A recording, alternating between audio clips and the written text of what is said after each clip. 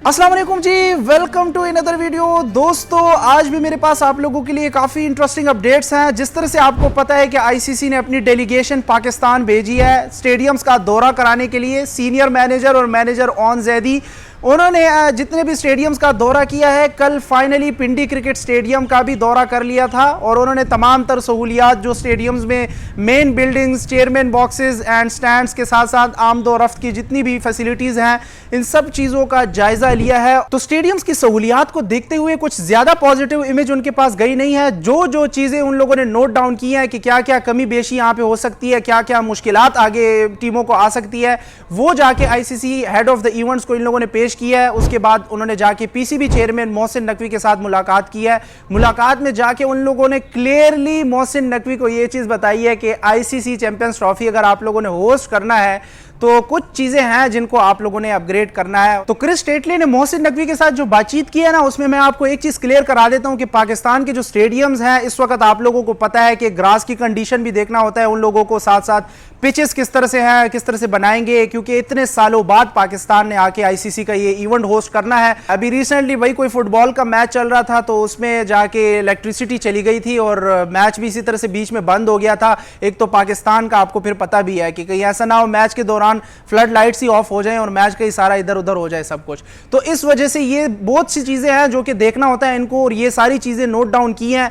Chairs को लेके जो पिंडी स्टेडियम में अक्सर ये लोग शादियों वाली चेयर्स लाते हैं, तो क्या इस तरह से ये शादियों वाली चेयर्स ही लाएंगे या नहीं। खैर, अब तो अपग्रेडेशन की बात चल रही है, तो मोहसिन नकवी ने भी फाइनली उनको ये बात आगे कर दी है कि हम चैंपियंस ट्रॉफी से पहले ये 3 स्टेडियम्स अपग्रेड करके ही रहेंगे। ये एक तरह से मुआहदा आप कह ले के ICC head of the event के साथ इन लोगों ने कर दिया है, और इसी बात को लेके अब ICC head of the events भी मान गए कि चले ठीक है, अगर पाकिस्तान जाके ये सारी चीजें करता है तभी जाके हम उसको होस्टिंग दे सकते हैं। तो कल भाई डिटेल से मोहसिन नकवी की बात हुई है क्रिस टेटली के साथ, और ज्यादा से ज्यादा अगर हो या ना हो लेकिन सिक्योरिटी पर्पसेस को जो है ना इन लोगों ने ज्यादातर नोट किया हुआ है कि जो हमारी टीमें आएंगी इनको सिक्योरिटी ये लोग दे सकते हैं या नहीं। अब देखो यार, इंडोर इंतजामात तो अपनी जगह पे हैं, इन्होंने बाहर हॉस्टल्स की फैसिलिटीज को भी देखा है कि तमाम खिलाड़ियों को सिक्योरली स्टे कराना, ये सारा कुछ हमारे ऊपर होता है। आगे होना ये है कि आईसीसी ने जाके इन तमाम टीमों को नोटिस कर देना है अपने इस दौरे के हवाले से, क्योंकि उनकी सेटिस्फेक्शन भी जरूरी होती है, तो उनकी तरफ से रिस्पॉन्स भी लेना होता है, उसके बाद जाके एक एक चीज आगे क्लियर होगा। तो अब तक ये सारा कुछ हो चुका है। अब आगे जो अपडेट्स आती हैं टीमों की तरफ से या कुछ और एक्सक्लूसिव अपडेट आती है तो वो फिर मैं आपको बताता जाऊंगा।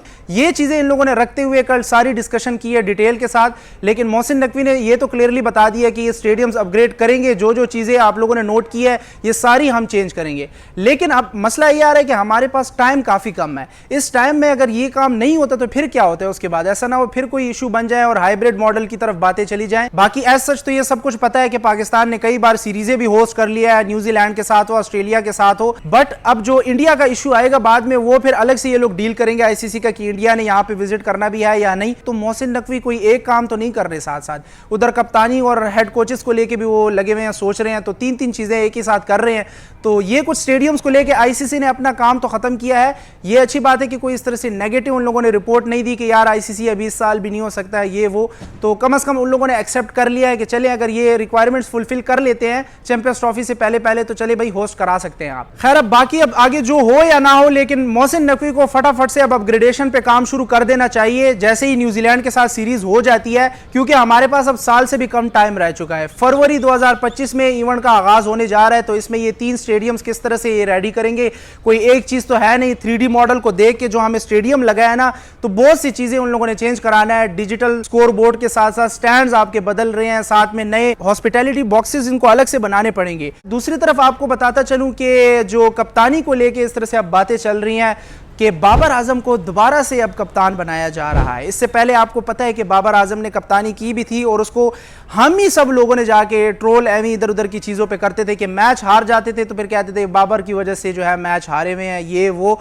जिसकी वजह से बाबर भी प्रेशर में आके उसने जाके फिर इस्तीफा दे दिया कि भाई मैंने नहीं करनी क़यादत। अब दोबारा से भाई उसके सर पे ये ताज सजने वाला है कैप्टनसी को लेके कि अब उसको दोबारा से की जा रही है।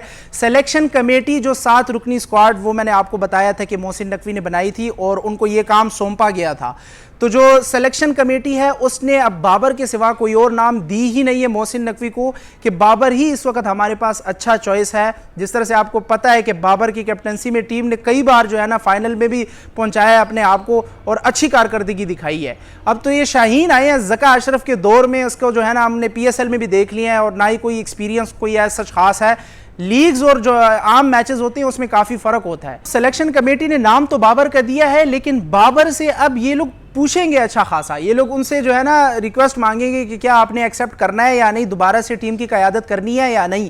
तो बाबर आजम जैसा कि आपको पता है कि अभी रिसेंटली उम्रे के लिए गए थे, उम्रा परफॉर्म किया उनने, और फिर उसके बाद वो जो कैंप इन लोगों ने शुरू किया हुआ है एबटाबाद में, तो वो भी जारी है, उसको भी ज्वाइन करना है। तो फिर भाई PCB चेयरमैन मोहसिन नकवी की मुलाकात होगी बाबर आजम के साथ। अब ये फैसला बाबर आजम पर ही डिपेंड करता है।